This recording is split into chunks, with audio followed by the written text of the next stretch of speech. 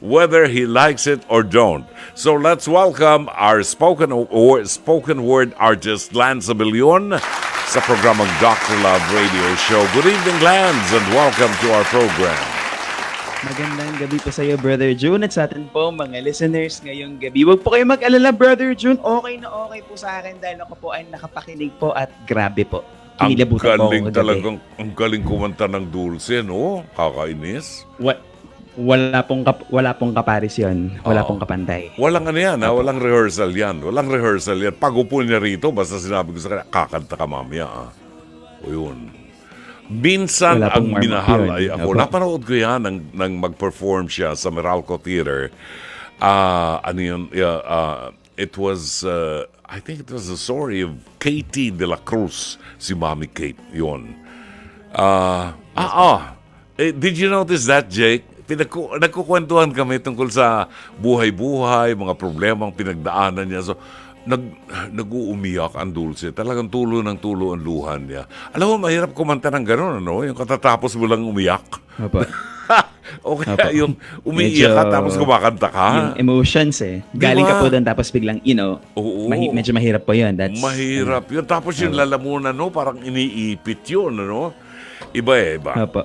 Well, anyway, mabuti hindi tayo magkakantahan dahil ikaw, alam ko maganda kang kumanta. Ako talagang wala sa tonong kumanta. Pero, ngayong gabi, ang i-feature natin ay ang iyong talent sa pagsulat ng mga tula. Ano ang inihanda mo para sa amin? Okay, so yaman na rin lamang po, nabanggit ko po si Miss Dulce kagabi, ay maniwala po kahit sa hindi, Brother June, ay habang nag-uusap po kayo ni Miss Dulce po sa ere, ay sinulat ko po ang tulang ito. Ay Talaga? tatanghal ko po ngayong gabi. Kagabi Yes mo po. lang isinulat yan. Ang tindi, no? Okay, pakinggan Yes po. natin ang special na poem na isinulat ng ating kaibigan si Lance Abilion. Kagabi lang po, habang siya ay nakikinig sa aming kwentuhan ni Dulce, narito si Lance Abilion. So, ang pamagat po ng piyesa ko po ngayong gabi ay halaw nga po sa kagabi. Ang pamagat po nito ay pagtawid para po sa lahat po sa atin na naglalakbay sa buhay. Pagtawid.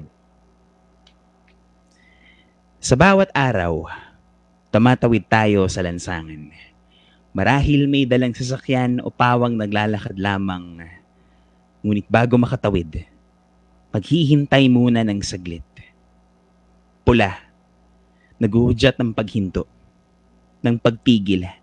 Tila hinihikayat kang hindi gumalaw ang maghintay. May pakiramdam na tila ang iyong paligid ay nakatigil. Subalit sa paghihintay, may tamang panahon na kaakibat para sa lahat ng bagay. Kahel, naguhudyat ng mga paalala ng pag-ingat.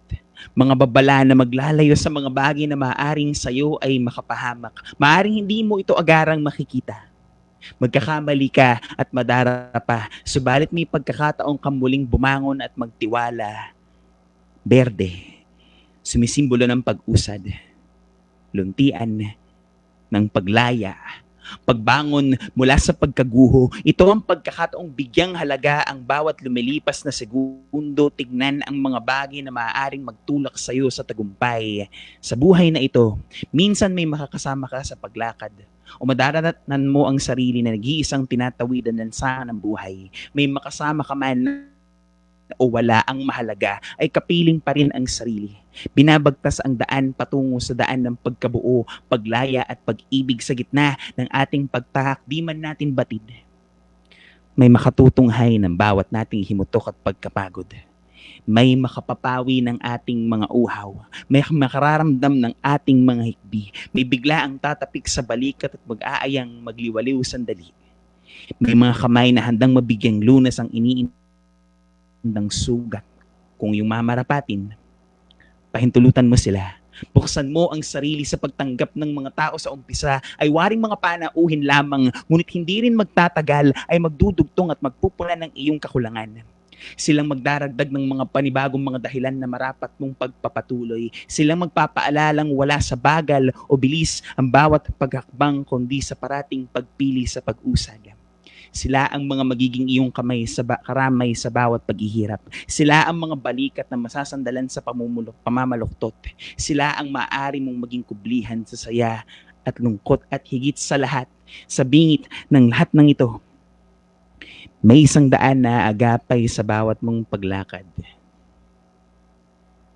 Ang may kapal, ang Diyos, na mulat sa pool ay hindi mo man nalalaman ay lagi mo na siyang kasama. Paulit-ulit ka mang magalusan mula sa mga lubak ng iyong madaratnan sa daan. Nariyan lamang sila sa iyong likuran. Kaya, kapit lang, hakbang lang, lakad lang. Magandang gabi po. Wow! Ang sarap pakinggan, parang may nabunot sa lalamunan mo na, na tinik or something. Alam mong merong, Yes po. may pag-asa, merong nakantabay sa'yo. Maraming salamat Yes po sa'yo, Lance. Yes po. Tsaka po actually talagang nakaka-relate po kasi ako talaga na a lot of us are maybe experiencing troubles, Yes. trials, pero what matters is we know that the Lord is on our side no matter what. And yung mga taong handang sumuporta sa atin, yung mga taong talagang, kumbaga, yung mga kaibigan po natin sa tabi natin, na hindi lang sila kaibigan for convenience, pero mga kaibigan rin sila sa hirap. Yung mga kasama mo sa mga oras na umiiyak ka, na feeling you're hopeless, you're helpless. At Right. malaking bagay po na nariyan sila. That's true. Well, send my regards to Mommy Edna, who is listening to us right now, I'm sure. Yes po, syempre po. Una, binabati ko na po syempre si Mommy Edna Abellion ng Happy Viewing, ang mga kapatid ko po sa Laya PH. Speaking po of Laya PH, meron po kaming paparating na anniversary show this coming July 27. It's about 11 days from now.